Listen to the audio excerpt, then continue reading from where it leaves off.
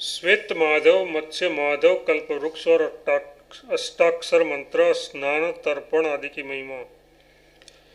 पुरोहित वसु कहते हैं, महाभाग उस पुरुषोत्तम क्षेत्र में तीर्थों का समुदाय रूप एक दूसरा तीर्थ है जो परम पुण्यमय तथा दर्शन मात्र से पापों का नाश करने वाला है। उसका वर्णन करता हूँ, सुनो। उस तीर्थ के आराध्य है अनंत नामक वासुदेव। उसका भक्तिपूर्वक दर्शन और प्रणाम करके मनुष्य सब पापों से मुक्त हो परम पद को प्राप्त होता है। जो मनुष्य श्वेत गंगा में स्नान करके श्वेत माधव तथा मत्स्य माधव का दर्शन करता है वह श्वेतोद्वीप में जाता है, जो हिम के समान श्वेत वर्ण और शुद्ध है, जिन्होंने शंख चक्र और गदा धारण कर रखे हैं, जो समस्त शुभ लक्षणों से संयुक्त तथा विकसित कमल के समान विशाल नेत्र वाले हैं। उसका वक्षस्थल श्री वत्स चिन्ह से सुशोभित है, जो अत्यंत प्रसन्न एवं चार भुजाधारी हैं, जिनका वक्षस्थल वाम वनमाला से अलंकृत है, जो माथे पर मुकुट और भुजाओं में अगंध धारण करते हैं, जिसके कंधे हुष्ट-पुष्ट है और जो पीताम्बरधारी तथा कुंडलों से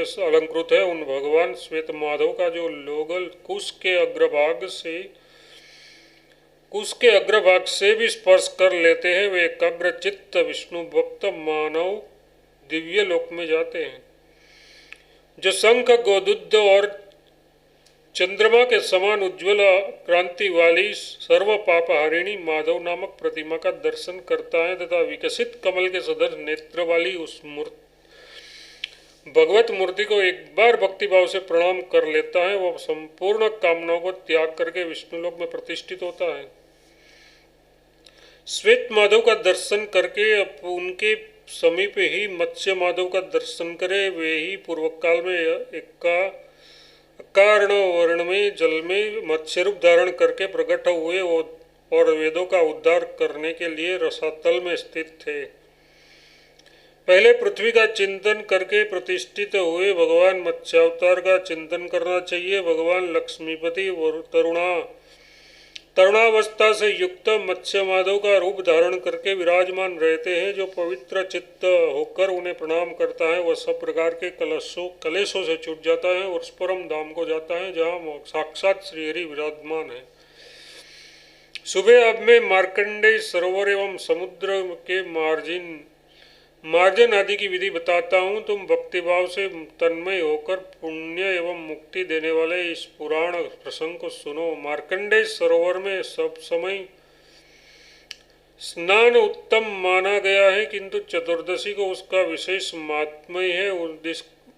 उस दिन का स्नान सब पापों का नाश करने वाला है। उसी प्रकार समुद्र का स्नान हर समय उत्तम बताया गया है, किंतु पूर्णिमा को स्नान का विशेष महत्व है। उस दिन समुद्र स्नान करने से अश्वमेध यज्ञ का फल मिलता है। जब ज्येष्ठ मास की पूर्णिमा को ज्येष्ठा नक्षत्र हो, उस समय परम कल्याणमय तीर्थराज समुद्र में स्नान करने के लिए विशेष रूप से जाना चाहिए। समुद्र स्नान के लिए जाते समय मन, वाणी, शरीर से शुद्ध रहना चाहिए।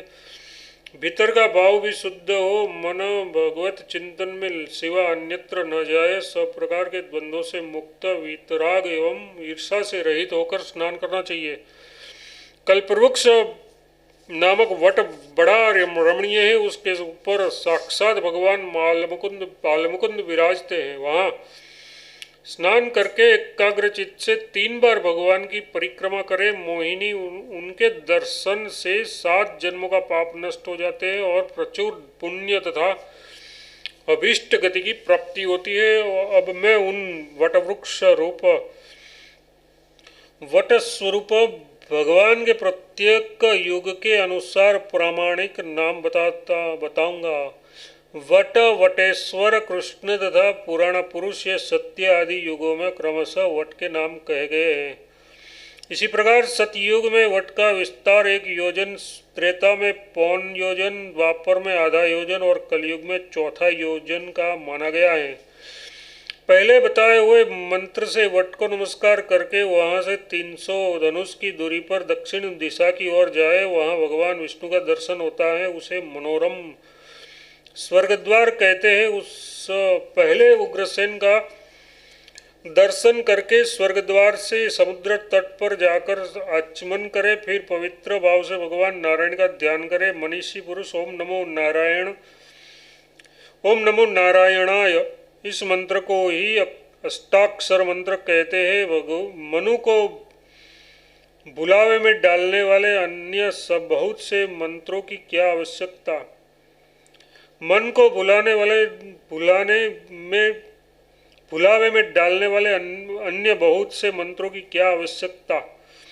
ओम नमो नारायणाय, ये अष्टाक्षर मंत्र ही सब मनोरथों को सिद्धि करने वाला है। नर से प्रकट होने के कारण जल को नार कहा गया है।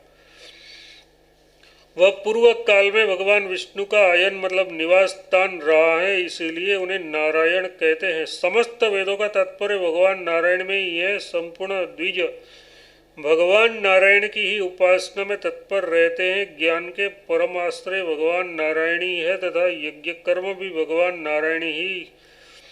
नारायण की ही प्रीति के लिए किए जाते हैं। धर्म के परम फल भगवान नारायण ही है। तपस्या भगवान नारायण की ही प्राप्ति का उत्कृष्ट साधन है। दान भगवान नारायण की प्रसन्नता के लिए ही किया जाता है और व्रत के चरम लक्ष्य भी भगवान नारायण ही है। संपूर्ण लोक भगवान नारायण के ही उपासक हैं। देवता सब भगवान नारायण के ही आश्रित हैं। सत्य का चरम फल भगवान नारायण की ही प्राप्ति है तथा परम पद भी नारायण स्वरूप ही है। पृथ्वी नारायण परक है, जल नारायण परक है, अग्नि नारायण परक है और आकाश भी नारायण परक है। वायु के परम आश्रय नारायणी है। मन के आराध्य देव नारायणी है। अहंकार और बुद्धि दोनों नारायण स्वरूप है। भूत वर्तमान तथा भविष्य जो कुछ भी जीव नामक तत्व है, जो स्थूल सूक्ष्म तथा दोनों से विलक्षण है, वह सब नारायण स्वरूप है।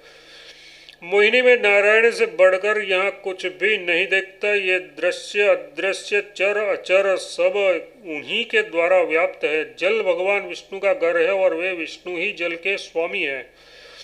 अतः जल में सर्वदा पापहारी नारायण का स्मरण करना चाहिए। विशेषतः स्नान के समय जल में उपस्थित हो पवित्र भाव से भगवान नारायण का स्मरण एवं ध्यान करें, फिर विधि पूर्वक स्नान करना चाहिए। जिनके देवता जल हैं, ऐसे वैदिक मंत्रों से अभिषेक और मार्जन करके जल में डुबकी लगा 3 बार अघमर्षण मंत्र का जप करे। जैसे अश्वमेघ यज्ञ सब पापों को दूर करने वाला है, वैसे ही अघमर्षण सूत्र सब पापों का नाश है। स्नान के पश्चात जल से निकलकर 2 निर्मल वस्त्र धारण करे, फिर प्राणायाम आचमन एवं संध्याउपासना करके ऊपर की ओर फूलों और जल की अंजलि दे सूर्योपस्थान करे। उस समय अपनी दोनों भुजाएं ऊपर की ओर उठाए रखे और सूर्य देवता संबंधी मंत्रों का पाठ करे। सबको पवित्र करने वाली गायत्री देवी का 108 बार जप करे। गायत्री के अतिरिक्त सूर्य देवता संबंधी अन्य मंत्रों का भी एकाग्रचित से खड़ा होकर जप करे। फिर सूर्य की प्रदक्षिणा और उन्हें नमस्कार करके पूर्वाभिमुख बैठकर स्वाध्याय करे। उसके बाद देवता और ऋषियों का तर्पण करके दिव्य मनुष्यों और पितरों का भी तर्पण करे। मंत्रवेता पुरुष को चाहिए कि चित्त को एकाग्र करके तिल मिश्रित जल के द्वारा नाम गोत्रोच्चारण पूर्वक पितरों की विधि पूर्वक तृप्ति करे। श्राद्ध में और हवन काल में एक हाथ में सब वस्तुएं अर्पित करें, परंतु तर्पण में 2 हाथों का उपयोग करना चाहिए। यही सनातन विधि है। बाएं और दाएं हाथ की सम्मिलित अंजलि से नाम और गोत्रों के उच्चारण पूर्वक तृप्यताम कहे और मौन भाव से जल दे। यदि दाता जल में स्थित होकर पृथ्वी पर जल दे अथवा पृथ्वी पर खड़ा होकर जल में तर्पण का जल डाले तो वह जल पितरों तक नहीं पहुंचता है। जो जल पृथ्वी पर नहीं दिया जाता वह पितरों को नहीं प्राप्त होता। ब्रह्मा जी ने पितरों के लिए अक्षय स्थान के रूप में पृथ्वी ही दी है। अतः पितरों की प्राप्ति चाहने वाले मनुष्य को पृथ्वी पर ही जल देना चाहिए। मनुष्य को पृथ्वी पर ही जल देना चाहिए। पितर भूमि पर ही उत्पन्न हुए, भूमि पर ही रहे और भूमि में ही उसके शरीर का लय हुआ, अतः भूमि पर ही उसके लिए जल देना चाहिए। अग्रभाग सहित कुशों को बिछाकर उस पर मंत्रों द्वारा देवताओं और पितरों का आह्वान करना चाहिए। पूर्वाग्र कुशों पर देवताओं का और दक्षिणाग्र कुशों पर पितरों को आह्वान करना उचित है।